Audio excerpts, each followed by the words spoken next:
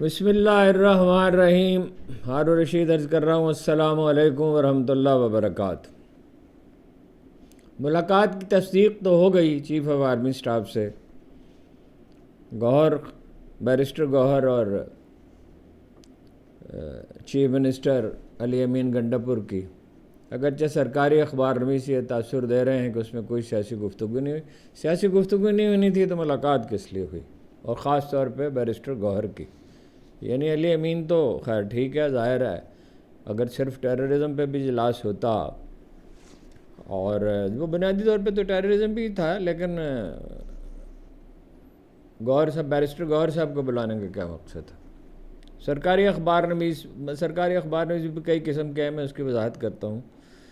وہ یعنی ہمارے پی ٹی آئی کے جو لوگ ہیں وہ تو ہر ایک کو لفافہ کہہ دیتے ہیں، سب لفافے نہیں، ان کی کئی اقسام ہیں، کئی لوگ ہیں، کئی لفافے ہیں، اور کئی جو ہیں وہ ذرا ان کا معاملہ مختلف ہے۔ اس کی میں وضاحت کرنے کی کوشش کرتا ہوں جہاں تک میں اس کو سمجھ سکا ہوں۔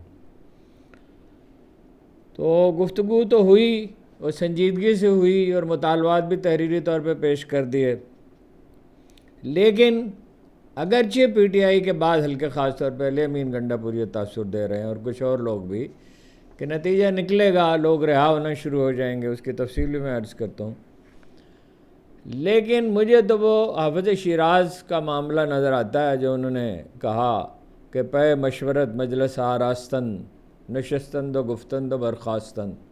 مشورے کے لیے ایک مجلس بلائی، بیٹھے بات چیت کی اور چلے گئے، اور تو وقت حاصل کر رہے ہیں۔ دیکھیے یہ اتمام حجت کر رہے ہیں پی ٹی آئی والے، کوئی امید انہیں نہیں ہے۔ جو مطالبات انہوں نے لکھ کے دیے، میں ایک ایک لفظ آپ کو پڑھ کے سنا دوں گا، یعنی جہاں تک مجھے معلوم ہو چکا، اور کافی محنت کی ہمارے لوگوں نے، اور وہ پورا ٹیکسٹ جو ہے اس کا پورا خلاصہ نہایت احتیاط کے ساتھ لکھا ہے، وہ میں آپ کو پڑھ کے سناتا ہوں، کچھ اور لوگوں نے بھی آپ کو بتایا ہوگا۔ تو وہ مجھے تو نہیں یہ لگتا کہ وہ اپنا جو دو کمیشن وہ قائم کرنے کا مطالبہ کر رہے ہیں، یا چیف جسٹس صاحب مقرر کریں یا سینئر جج مقرر کریں۔ اب سینئر جج جو ہیں وہ آپ کو پتہ ہی ہے، منصور علی خان ہیں، منیب اختر ہیں، جمال بندوخیل ہیں، تو سینئر ججوں پہ مشتمل تو خیر سوال ہی پیدا نہیں ہوتا۔ اور چیف جسٹس صاحب اگر بنائیں گے، اگر تو کوئی ایسا بنائیں کہ جو قابل قبول ہو تو قابل فہم ہے، لیکن اس کا مطلب کیا ہوگا؟ اس کا مطلب یہ ہوگا حکومت کی چھٹی۔ اسی لیے وہ لفظ وسوسہ انہوں نے استعمال کیا تھا، وسوسے پیدا ہو رہے ہیں، وسوسے سے نہیں پیدا ہو رہا ہے، ڈر ہے، خوف ہے۔ اسی لیے پروفیسر احسن اقبال اور خواجہ آصف میں اتنا ہیجان ہے، اسی لیے بالکل ہی وہ مطلب ایسی اس انداز میں گفتگو کرتے ہیں جیسے چھت گرنے والی ہو۔ غلام بھائی جناب اظہار الحق کا وہ شعر کہ غلام بھاگتے پھرتے ہیں مشعلیں لے کر، محل پہ ٹوٹنے والا ہو آسماں جیسے۔ وہ جڑ بنیاد تو ہے ہی نہیں، الیکشن تو کوئی نہیں ہوئے، الیکشن ڈکیتی ہوئی ہے، یعنی الیکشن ہوئے مگر اس کے بعد ڈکیتی ہوئی نا، تو ڈکیتی کا کوئی اعتراف کیسے کر سکتا ہے، اور حکومت کو کیسے چھوڑ سکتا ہے؟ اور نواز شریف صاحب کیوں خاموش ہیں؟ اس دن کے لیے خاموش ہیں جہاں وہ ایک نیا موقف اختیار کر سکے۔ اچھا، وہ قصہ بھی پاک ہو گیا بلاول بھٹو کے دعوت نامے کا۔ وہ انور اقبال صاحب ہیں، ایک بہت ذمہ دار اخبار نویس انہیں سمجھا جاتا ہے، طویل عرصے سے ہیں امریکہ میں مقیم، اور وہاں جتنے اخبار نویس ہیں اور بھی ہیں ذمہ دار اخبار نویس، لیکن یہ سب سے زیادہ ذمہ دار، محتاط اور سنجیدہ اور شائستہ سمجھے جاتے ہیں۔ تو انہوں نے کہا کہ 5-6 تو ہمارے ایک دوست کو ملے ہیں، اس کا نام بھی انہوں نے بتایا، غلام حسین قمر صاحب کو ملے ہیں 5-6 دعوت نامے، انہیں بھی دیا ہے ایک دعوت نامہ، اور راجہ سلمان اکرم صاحب نے کہا کہ 20 ہمارے لوگوں کو ملے ہیں۔ وہ تو ایک جلسہ عام ہی ہے، دیکھنا تو یہ ہوگا کہ وہاں اسٹیج پہ کون بیٹھتا ہے اور پہلی قطار میں کون بیٹھتا ہے۔ وہ تو تیسری دنیا کا تو شاید کوئی آدمی نہیں، اس کو نہیں بلایا، مودی کو نہیں بلایا، اور شہباز شریف صاحب کا تو خیر تصور ہی نہیں، انہیں تو وہ گنتے ہی نہیں۔ دیکھیں نا، ظلم خلیل زاد نے کیا کہا ہے، پاکستانی حکومت جو اسٹیبلشمنٹ کے سائے میں کام کر رہی ہے، وہ واشنگٹن میں لابنگ پہ روپیہ ضائع کرنے کے بجائے، پیسے خرچ کرنے کے بجائے 3 کام کرے: پی ٹی آئی سے سمجھوتا کرے، اور عمران خان کو رہا کرے، اور دوسرے قیدیوں کو جو جھوٹے مقدمات میں پکڑے ہوئے ہیں، اور یہ کام 20 جنوری سے پہلے کرے۔ اب ظلم خلیل زاد جو ہیں وہ ظاہر ہے اس علاقے میں نمائندے رہے ہیں اور ان کی رسائی ہے ڈونلڈ ٹرمپ تک، تو اس کا کیا مطلب ہے؟ وہ کہتے یہ ہیں بیرسٹر گور صاحب کہ میں نے تو ان سے پوچھے بغیر تصدیق نہیں کر سکتا تھا ملاقات کی۔ ٹھیک ہے، اس میں کوئی معترض ہونے کی بات نہیں ہے۔ اس سے بعد لوگ یہ نتیجہ نکالتے ہیں کہ وہ کمزور آدمی ہیں۔ کمزور آدمی تو وہ ہیں ہی، ظاہر ہے ہر آدمی، مگر وہ کوئی غیر ذمہ دار اور غیر سنجیدہ آدمی تو نہیں ہے بیرسٹر گوہر، اور وہ جتنی کسی کی بساط ہوتی ہے اتنا ہی اس نے بروئے کار آنا ہوتا ہے نا، مطلب ان پہ کوئی بنیادی اعتراض تو نہیں ہے، اور وہ بہرحال ہر آدمی کی ایک سکت ہوتی ہے، اور یعنی اصول یہ بیان کیا جاتا ہے کہ جتنی آدمی کی سکت ہوتی ہے اسے بہترین حالات اگر مہیا کر دیے جائیں اور بہت حوصلہ افزائی ہو جائے اور بڑے اچھے ماحول میں، تب بھی وہ ایک قدم آگے جا سکتا ہے۔ عمران خان تو ایک ہی ہے نا جو ان حالات میں کھڑا رہا، اور اب مجھے یہ کہنا چاہیے یہ بات کہ بہت اس نے سیکھ لیا ہے، یعنی اس کے ساتھ غداری کی جاتی ہے اور وہ خاموش رہتا ہے، حتیٰ کہ بعض اوقات وہ سینکشن بھی دے دیتا ہے کہ ٹھیک ہے۔ اب وہ ایک آدھ آدمی کا نام لینے کی ضرورت نہیں ہے، وہ چڑھتے ہیں بہت اور بہت ہی پریشان ہوتے ہیں۔ ایک آدھ آدمی کا تو انہوں نے کہہ دیا کہ اس کو فارغ کریں، اب چھٹی کریں اس کی۔ لوگ یہ سمجھتے ہیں عمران خان کے ساتھ ہے کہ جی وہ غریب معاملہ ہے۔ میں نے اس کے ساتھ زندگی کا بڑا طویل وقت گزارا ہے۔ کسی شخص نے پارٹی کے ایک آدھی لیڈر ہوگا، وہ لوگ ہیں جو چھوڑ گئے۔ عمران خان چونکہ سادہ آدمی ہے طبعاً، اور ہر بات پہ یقین کر لیتا ہے، جیسے ان کی والدہ نے کہا یہ رل جائے گا، رلا تو وہ نہیں ہے۔ اس نے اگر خود تکلیفیں صحیح ہیں تو دوسروں کو اس نے اپنے حریفوں کو زیادہ، یعنی کیا کہنا چاہیے، حریفوں کو زیادہ اذیت میں ڈالا ہے اس نے، اور انہیں زیادہ پریشان کیا ہے۔ تو لیکن وہ آدمی جیسا ہوتا ہے ویسے ہی گمان کرتا ہے، دوسروں جیسا وہ خود ہوتا ہے ویسے ہی سمجھتا ہے۔ ایک حدیث کے الفاظ مجھے یاد نہیں آ رہے اور میں پوری طرح میرا ذہن اس پہ واضح نہیں ہے، مگر اس میں یہ اس کا مفہوم یہ نکلتا ہے کہ ایک زمانہ آئے گا کہ سب لوگوں کو دھوکہ دے رہے ہوں گے، تو دھوکے سے کون دھوکہ کھائے گا جب سب لوگ سب کو دھوکہ دے رہے ہوں گے؟ تو منسوب یہ ہے سرکار سے، رسول اللہ صلی اللہ علیہ وسلم سے، کہ جو اعتبار کر لے گا۔ تو خان صاحب اعتبار کرتے رہے، اب نہیں کرتے، اب سمجھتے ہیں معاملے کو، اور اٹل ہیں، چٹان کی طرح اٹل کھڑے ہوئے ہیں، اور یہ جو کوشش کر رہے تھے انہیں الجھانے کی تو اب خود الجھ گئے۔ الجھا ہے پاؤں یار کا زلف دراز میں، لو اب آپ اپنے دام میں صیاد آ گیا۔ تو کوئی ٹھہراؤ پیدا ہو رہا ہے، اور میرا خیال ہے کہ عمران خان صاحب رہا ہو کے آئیں گے، جب بھی ہوتے ہیں رہا۔ یہ تو بعض حلقے تو یہ تاثر دے رہے ہیں بہت جلدی ہو جائے گا، 2-4 دن میں ہو جائے گا، اور اگر ان کے اندازے درست ہیں تو ہمارا اگر اندازہ غلط ہے اور ان کا درست ہے تو 2-4 دن میں نتیجہ سامنے آ جائے گا۔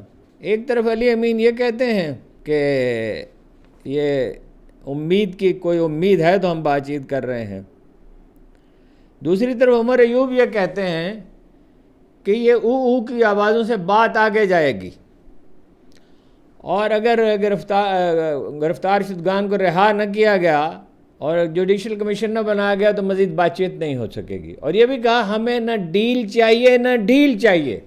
اب اس کا کیا مطلب ہے؟ اب ذرائع تو یہ دعویٰ کرتے ہیں پی ٹی آئی کے معاملے میں، فوج جو ہے، بعض ذرائع یہ کہتے ہیں، دعویٰ کرتے ہیں، میں اس کی تصدیق یا تردید نہیں کر رہا، کہ فوج پی ٹی آئی کے معاملے میں اپنے مطالبات سے پیچھے ہٹ چکی ہے۔ اگر ایسا ہے تو حکومت کی چھٹی ہے، 2 ہی صورتیں ہیں، ورنہ معاملات اسی طرح چلتے رہیں گے، سب کر رہے ہیں، آؤ بغاں سب مزے میں ہیں۔ تو اگر یہ بات درست ہے کہ فوج پیچھے ہٹ گئی ہے یا ہٹ سکتی ہے، تو اس کا کیا مطلب ہے؟ نون لیگ کی اور پیپلز پارٹی کی چھٹی، اور 5ویں سوار کی بھی چھٹی، ایم کیو ایم کی۔ اور 5ویں سوار کا واقعہ آپ نے سنا ہوگا، وہ 4 گھڑ سوار دلی جا رہے تھے، پیچھے ٹٹو پہ ایک آدمی سوار تھا، تو کسی نے پوچھا کہ آپ لوگ کہاں جا رہے ہیں، آواز دے کے زور سے آواز دی، پوچھا آپ کہاں جا رہے ہیں، پکار کر پوچھا. تو اس نے وہ جو ٹٹو پہ سوار تھا اس نے کہا ہم 5 سوار دلی جا رہے ہیں. تو ہم تو 5واں سوار ہے اس کی، اگرچہ انہیں مذاکرات میں شامل کیا گیا ہے اور غالباً اسی لیے شامل کیا گیا ہے کہ ان کی زیادہ کوشش ہوگی، خالد مقبول صدیقی کی اور دوسرے جو صاحب ہیں ان کی یہ کوشش ہوگی کہ مذاکرات ناکام ہوں گے تو انہیں سیٹیں بھی یوں ہی ملی ہیں جی تحفے میں، اگر تحفہ صحیح لفظ ہے تو جی، تو وہ تو بندر بانٹ میں انہیں ملی ہیں. دیکھیے وہ جب میں نے اخبار نویسوں کا کہا تو میری رائے یہ ہے وہ نہیں ہے جو پی ٹی آئی کے لوگوں کی ہے. وہ ہر آدمی کو کہتے ہیں لفافہ ہے، ہر آدمی کو کہتے ہیں زر خرید ہے. دیکھیے ایک وہ لوگ ہیں جو کسی بھی وجہ سے، آپ فرض کر لیں کہ اپنے تعصب کی وجہ سے یا غلط تجزیے کی وجہ سے وہ عمران خان سے اختلاف کرتے ہیں، تو ہم جانتے ہیں، ایک دن سے نہیں جانتے، 1 سال سے نہیں جانتے، 10 سال سے نہیں جانتے، 20 25 30 سال سے ہم لوگوں کو جانتے ہیں کہ وہ زر خرید لوگ نہیں ہیں. آپ ان کی رائے کو 100% غلط قرار دیں. دوسرے وہ ہیں جو عمران خان سے پہ تنقید کرتے ہیں تو حکومت پہ بھی تنقید کرتے ہیں. آپ کے ذہن میں کئی نام ابھر آئیں گے. اب آپ وہ ممکن ہے ان میں سے بعض جو ہیں وہ یہ ہارڈ اینڈ فاسٹ تقسیم نہیں ہو سکتی، وہ ممکن ہے ان میں سے بعض جو ہیں نون لیگ کے سے ذرا زیادہ ہمدردی رکھتے ہوں، لیکن تنقید تو ان پہ بھی کرتے ہیں. اب نام میں نہیں لینا چاہتا، اچھا نہیں لگتا کسی ایک آدمی کا نام لینا. تو وہ ایک صاحب ہے انہوں نے چیلنج ہی کر دیا مریم نواز کو، یونیورسٹی میں جو آپ تشریف لے جا رہی ہیں تو ذرا تھوڑی سی ہمت دکھائیں، مجھے ساتھ لے جائیں. تو اب ایسے آدمی کو آپ کیا کہیں گے؟ یعنی اس کی کوئی ہمدردی تھوڑی بہت اگر ہو سکتی ہے نون لیگ کے ساتھ، ہو فرض کیجئے ہو، میں نہیں کہتا ہے، تو آپ اس کی یہ دوسری قسم ہے. تیسری قسم ہے جنہیں میں باڑے کے ٹٹو کہتا ہوں، جن کا نہ کوئی ضمیر ہے، نہ کوئی ذوق ہے، نہ جن کا کوئی اصول ہے، نہ جنہیں سچ اور جھوٹ کی کوئی پرواہ ہے. بے شرم لوگ ہیں جو، اور جن کی نہ کوئی اہمیت ہے. ان کا آپ کو پتہ چل جائے گا، یعنی آج نہیں تو کل نہیں پرسوں، جو خدا جانے کتنے کب یہ ہوگا. اگر عمران خان اقتدار میں آ گئے یا یہ حکومت چلی گئی تو ان کا رویہ بدل جائے گا، اور بالکل بدل جائے گا. کیونکہ یہ وہ لوگ ہیں جو ڈٹائی سے جھوٹ بولتے ہیں. سب لوگ ایسے نہیں ہیں. سب لوگ جو ہیں وہ ممکن ہے بعض لوگ بغض میں مبتلا ہوں، بعض لوگ جو ہیں وہ واقعی سمجھتے ہوں کہ عمران خان آ جائے گا تو 1 پارٹی رول کی طرف لے جائے گا ملک کو. تو سب کو ایک ہی لاٹھی سے نہیں ہانکنا چاہیے. یہ کوئی اس پہ بہت اعتراض کرتے ہیں، جو کمنٹس آتے ہیں بہت شدید اعتراض کرتے ہیں. او بھائی جو میں نے اپنی آنکھوں سے دیکھا ہے اس کو کیسے جھٹلا دوں، اور اپنے 20 25 30 برس کے مشاہدوں کو کیسے جھٹلا دوں؟ یہ کیسے ہو سکتا ہے؟ پی ٹی آئی نے آج 2 انکوائری، آج تیسری ملاقات ہو گئی، اپنا 2 انکوائری کمیشن بنانے کا مطالبہ کیا ہے. حکومتی کمیٹی میں ہیں رانا ثناء اللہ، عرفان صدیقی اور مقبول صدیقی اور فاروق ستار. اور پی ٹی آئی کی جانب سے عمر ایوب، اسد قیصر، علی امین گنڈا پور، علامہ راجہ ناصر عباس اور صاحبزادہ حامد رضا. صاحبزادہ حامد رضا اور علامہ راجہ ناصر عباس کے بارے میں تو میں وثوق سے کہہ سکتا ہوں، باقیوں کے بارے میں علی امین گنڈا پور کے سوا باقیوں کے بارے میں کوئی رائے نہیں دیتا، کہ ان پہ تو بھروسہ کیا جا سکتا ہے. یہ مشکل حالات میں کھڑے رہے ہیں اور کوئی شکایت ان کے بارے میں سننے میں نہیں آئی. پی ٹی آئی کے ڈرافٹ میں کیا ہے؟ ایکٹ 217 کے تحت کمیشن بنائے جائیں، ایک نہیں 2 کمیشن بنائے جائیں. یا تو سینئر جج ہوں، یعنی منصور علی خان، منیب اختر اور جمال مندوخیل، اس کا تو کوئی سوال پیدا نہیں ہوتا. یا چیف جسٹس صاحب خود بنائیں کمیشن، اور وہ خود بنائیں گے تو پتہ چل جائے گا وہ کیسا بناتے ہیں. اور دونوں جو کمیشن ہیں ان کی کارروائی پریس کو اجازت ہو ان کی کارروائی کو رپورٹ کرنے کی، اور عوام کو معلوم ہو سکے. اب یہ کیسے یہ کریں گے؟ تو ساری ڈکیتی واضح ہو جائے گی. الیکشن کمیشن کا کردار بھی، قاضی فائز عیسیٰ صاحب کا کارنامے بھی. کمیشن فیصلہ کرے کہ عمران خان کی گرفتاری کن حالات میں ہوئی اور اس گرفتاری کی قانونی حیثیت کیا ہے. آپ اس کا کیا کریں گے؟ قانونی حیثیت 183 مقدمے ہیں اور گرفتاری ہے اور ذل شاہ کا قتل ہے اور کوئٹہ کے ایک وکیل کا قتل ہے اور کیا عجیب و غریب مقدمے ہیں. اور وہ پولیس کی تحویل میں تھے، اسلام آباد پولیس کی تحویل میں، اور مظاہرے جو ہے وہ ان سے ان کا کیا تعلق تھا؟ اگر کوئی تعلق ہوتا، کوئی ٹیلی فون پہ ہدایات دی ہوتی. دیکھیے ٹیلی فون تو اس کا ہر وقت ٹیپ ہوتا ہے نا. میں تو آخری بار ملا تو آخری سے شاید پہلی دفعہ، آخری دفعہ تو سین میں ملے تھے شاید، تو وہ اب نا ٹی وی چلا کے بات کر رہے تھے. یعنی میں یہاں بیٹھا ہوں 3-4 فٹ کے فاصلے، 5 فٹ کے فاصلے پہ، 4 فٹ کے فاصلے پہ، وہ 4 فٹ کے فاصلے پہ ادھر بیٹھے ہیں اور بیچ میں ٹی وی چل رہا ہے. یہی طریقہ ہوتا ہے بگنگ سے بچنے کا. اگر ان کے پاس کوئی ثبوت ہوتا کہ اس نے ہدایات دی ہیں، یہ ضرور ہے کہ اس نے اپنے لوگوں کو موٹیویٹ کیے رکھا بہت زیادہ، اور یہ بھی صحیح ہے کہ ان میں سے بعض نے حماقت کا ارتکاب کیا. لیکن یہ ہے کہ وہ تو جس طرح کا ظلم و ستم ہوا ہے اور جس طرح کے الزامات لگے وہ تو بالکل غلط ہیں، اور جو مقدمے بنے وہ تو جھوٹے ہی ہیں. یعنی ہو سکتا ہے کہ ایک آدھ مقدمہ درست بھی ہو. اب یہ القادر یونیورسٹی کا دیکھا نا، جس کا فیصلہ سنایا جانے والا ہے، اس میں کیا ہے؟ وہ فلیٹ بیچا انہوں نے نواز شریف صاحب کے فرزند ارجمند نے، اور دگنی قیمت پہ کم از کم بیچا. وہاں سے تحقیقات شروع ہوئی، اور پیسے تو وہ برطانوی حکومت کے ادارے نے کہا کہ ملک ریاض کو دیے جائیں، اور ملک ریاض یہ پیسے جو ہے پاکستان واپس بھیج دے. یعنی وہ معاملہ تو وہاں سے مشکوک ہے. ان کے پاس پیسے آئے کہاں سے؟ $800 ملین کی انویسٹمنٹ تھی ان کی، اور اب تو بہت زیادہ ہو جائے. یہ پیسے لندن لے کیسے گئے؟ کوئی چیز کبھی انہوں نے بتائی ہے؟ صرف فلیٹس کا معاملہ نہیں ہے. جنرل باجوہ نے تو مجھے کہا تھا کہ 300 جائیدادیں ہیں. اب اس کو نہیں، ان کے ساتھ معاملہ طے پا گیا تو نہیں بتانا چاہتے، تو وہ دوسری بات ہے. وہ باجوہ صاحب کا تو سیٹھی صاحب کہتے ہیں 2019 میں معاملہ طے پا گیا تھا. اگست میں حکومت بنی عمران خان کی، اور 6-8 ماہ کے بعد جب انہیں پتہ چلا کہ یہ اپنی بھی کوئی رائے رکھتا ہے، حالانکہ وہ تو بہت کمزور پوزیشن میں تھا. اب وہ مانتے بھی ہیں عمران خان صاحب کہ مجھ سے غلطی، مجھے حکومت نہیں بنانی چاہیے تھی. اس وقت ہم یہ بات عرض کرتے تھے تو پی ٹی آئی والے ہم پہ بھی چڑھ دوڑتے تھے اور طرح طرح کے الزامات لگاتے تھے. اسی لیے میں کہتا ہوں کہ بھائی اختلاف کرنے پہ مشتعل نہ ہو، اس پہ غور کیا کریں. ہم نے تو جب ان کے ساتھ زیادتی ہوئی اس پہ بھی احتجاج کیا، اور جو کام انہوں نے ٹھیک کیے، درخت لگائے، ڈیم بنائے، صحت کارڈ دیا، کفالت گھر بنائے، کرونا کے دنوں میں لوگوں کی مالی مدد کی، جو بھی اچھے کام کیے اس وقت بھی اس کی ستائش ہی کی. لیکن جو کام غلط ہے، اب بزدار کی حمایت کون کر سکتا تھا؟ کوئی اندھا ہی کر سکتا تھا. تو یہ تو بالکل ہی بچگانہ فیصلہ تھا. اور کتنے لوگ ہیں جو ہم انہیں کو بتاتے رہے کہ بھئی یہ غلط ہیں، اور وہ سب لوگ انہیں چھوڑ گئے. 50 آدمی تو باجوہ صاحب نے اپنے داخل کیے تھے. شروع سے یہ فریب کاری تھی ساری.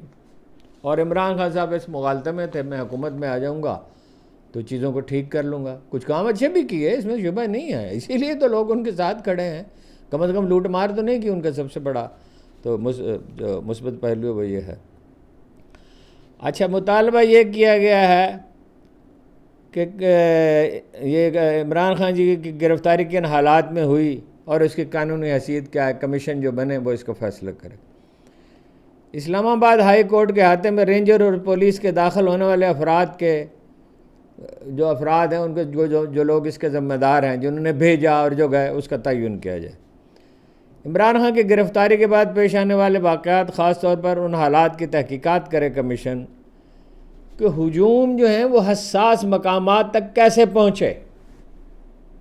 یعنی انہیں روکنے کی کوشش کیوں نہیں کی گئی؟ لاہور میں تو بالکل واضح ہے، اتنا لمبا فاصلہ اور پیدل لوگ جا رہے ہیں. زمان پارک سے وہ میلوڈی پہنچے، اب لبرٹی پہنچے، لبرٹی سے وہاں پہنچے. وہ 8-10 کلومیٹر کا فاصلہ ہے. روکنا چاہتے تو روک سکتے تھے. اب اس کی وہ کہتے ہیں کہ تحقیقات کریں.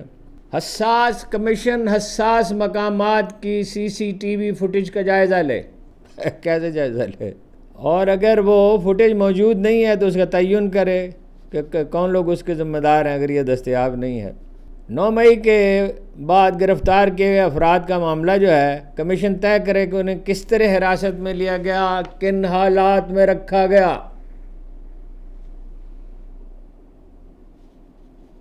کیا ان کے معاملے میں انسانی حقوق کی یعنی قوانین کی خلاف ورزی کی گئی یا نہیں کی گئی. کمیشن طے کرے کہ ان افراد کی گرفتاری میں قانون کا غلط استعمال کیا، انہیں گرفتار ہونا چاہیے تھا. ان میں بہت سے تو ایسے ہی ہیں جنہیں گرفتار وہ سمجھتے ہیں کہ نہیں ہونا چاہیے تھا. میڈیا پہ جو سنسرشپ نافذ کی گئی اور اخبار نویسوں کو ہراساں کیا گیا، بعض کو تو ملک ہی چھوڑنا پڑا، اور بعض کے ساتھ جو ہے وہ یعنی ایسی بدسلوکی ہوئی کہ کوئی مثال ہی نہیں ہے۔ پاکستان کیا شاید دنیا کی تاریخ میں بھی کم ہی مثال ہوگی، ممکن ہے کہیں بہت پسماندہ افریقی ممالک لیٹن امریکہ کے بعض بنانا ریپبلکس میں ایسا ہوا ہو۔ تو یہ سنسرشپ اور صحافیوں کو ہراساں کرنے کے واقعات کا کمیشن جائزہ لے، انٹرنیٹ کی بندش کا جائزہ لے، اس کا قانونی جواز کیا تھا، اس کے ذمہ داروں کا تعین کیا جائے۔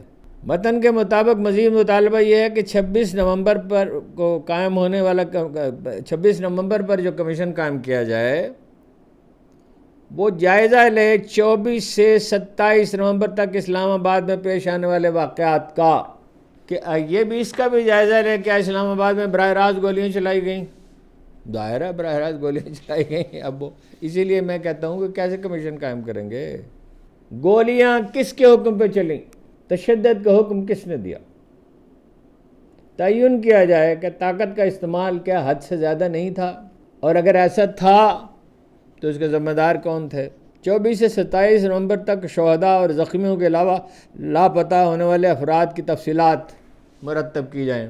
اسی طرح 24 سے 27 تک ہسپتالوں میں اور طبی مراکز میں CCTV فوٹیج کا ریکارڈ جو ہے وہ دیکھا جائے، اور یہ دیکھا جائے کہ کیا وہ ضائع کیا گیا، کیا اس میں رد و بدل کیا گیا۔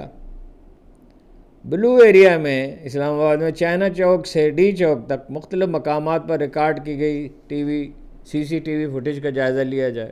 کیا ہسپتالوں کو اس کا کمیشن یہ بتائے، جائزہ لے، کیا ہسپتالوں کو اموات اور زخمیوں کے بارے میں معلومات فراہم کرنے سے روکا گیا، اور ان واقعات کے حوالے سے FIR درج کرانے اور دوسری قانونی کارروائیوں کے لیے درخواست گزاروں کو کن مشکلات کا سامنا کرنا پڑا یا نہیں کرنا پڑا۔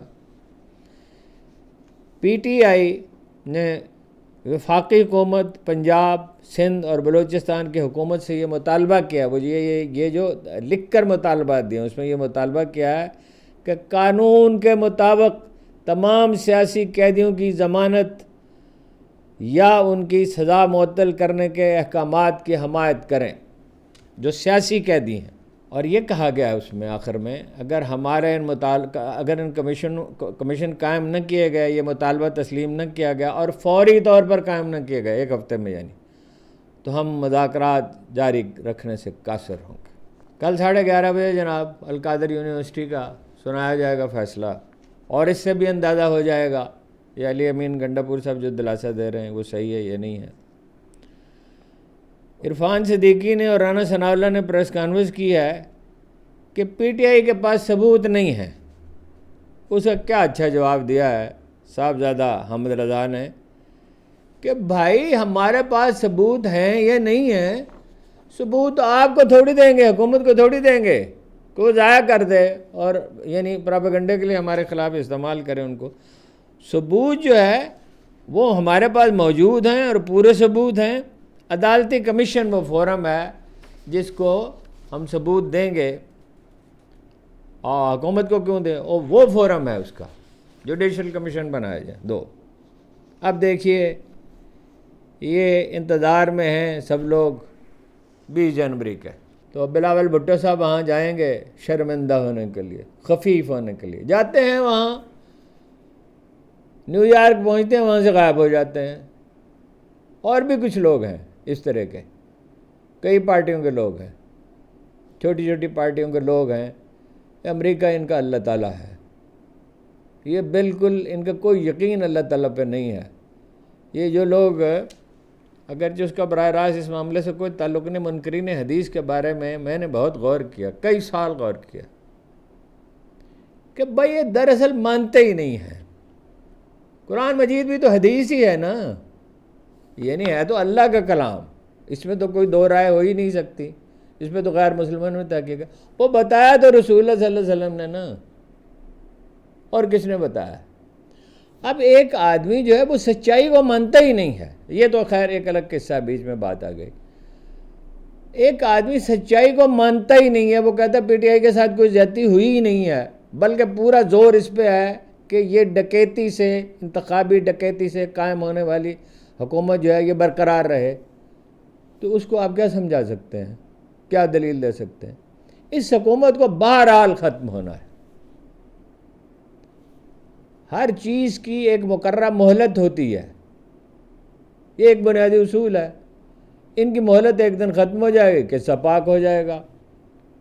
وہ اقبال کا پہلا مصرع مجھے یاد نہیں آ رہا کہ عارف بھی ہیں پیدا، اب اس میں ایک آدھ لفظ غلط ہو سکتا ہے، علماء فضلاء بھی، خالی نہیں قوموں کی غلامی کا زمانہ، کرتے ہیں غلاموں کو غلامی پہ رضامند، تعویل مسائل کو بناتے ہیں بہانہ۔ یہ غلام ابن غلام ابن غلام ابن غلام ہیں، یہ طاقت کے پجاری ہیں، ان کے لیے سچائی کوئی چیز نہیں ہے۔ میں نے پہلے عرض کیا، میں سب کے بارے میں یہ نہیں کہہ رہا۔ لوگ ہوتے ہیں مغالطے کا شکار ہوتے ہیں، مگر 8 فروری کی ڈکیتی کے بارے میں کیا مغالطہ ہے جی؟ اگر کوئی شخص یہ تسلیم نہیں کرتا، وہ تو بعض اخبار نویس جنہیں آپ لفافہ کہتے ہیں وہ بھی مانتے ہیں کہ پی ٹی آئی نہیں جیتی ہے، اور اس پہ دلیل دینے کی بات کون سی ہے؟ بھئی فارم 45 جو ہے اپلوڈ کریں، نواز شریف، شہباز شریف، حمزہ شہباز، مریم نواز وغیرہ وغیرہ، ان کے سارے بڑے لیڈر، احسن اقبال اور جناب فلاں تارڑ اور فلاں یہ خواجہ آصف، ان سب کے جاری کریں نا، اور ان کے فارم 45 کراچی والے جاری کریں، ہے تو الیکشن ڈکیتی نا۔ تو یہ کوئی مذاکرات سے معاملہ اس طرح سلجھنے والا نہیں ہے کہ کمیشن قائم ہو جائیں گے اور وہ رپورٹ دے دیں گے۔ اول تو یہ کمیشن کی کیا مدت مقرر ہوگی، نہیں ہوگی، کتنے عرصے میں وہ دیں گے؟ تو یہ عوامی دباؤ سے ہی ہوگا۔ اور اصل بات یہ ہے، آخری بات جو میں سمجھ سکا ہوں، میری رائے غلط ہو سکتی ہے، کوئی مطالبہ جو ہے اس کی ضرورت نہیں ہے۔ معاف کیجیے گا، بجلی چلی گئی بیچ میں، آخری فقرہ جب میں ادا کر رہا تھا، آخری 2-3 جملے۔ میرا احساس یہ ہے، میرا تاثر یہ ہے، بلکہ یہ کہیے کہ میرا تجزیہ یہ ہے، میری رائے غلط ہو سکتی ہے، کسی مطالبے کی کوئی ضرورت ہی نہیں ہے۔ مطالبہ ہونا چاہیے صرف نئے الیکشن کا۔ اگر نیا الیکشن ہو جاتا ہے اور یہ صاحب جو موجودہ الیکشن کمشنر ہیں وہ نہیں رہتے، اور یا قاضی عیسیٰ جیسے کسی شخص کو نہیں بنا دیا جاتا، یا کسی اور جعل ساز کو نہیں بنایا، یا ایسے شخص کو نہیں بنا دیا جاتا جو فریق ہو، تو بس نیا الیکشن ہو اور فیصلہ ہو جائے۔ لیکن ظاہر ہے نون لیگ اور پیپلز پارٹی یہ بات کیسے تسلیم کر سکتی ہے؟ اور اگر وہ تسلیم کریں گے تو اس کا نتیجہ کیا ہوگا؟ اس کے جواب میں عمران خان صاحب کو یہ پختہ یقین دہانی کرانی چاہیے کہ کسی سے کوئی انتقام نہیں لیا جائے گا۔ احتساب کو تو نہیں روکا جا سکتا، کم از کم یہ اپنی غلطیوں انہیں ماننی ہوگی، اور جو لوٹ مار کا مال ہے کچھ نہ کچھ تو واپس کرنا پڑے گا۔ آپ کا بہت بہت شکریہ۔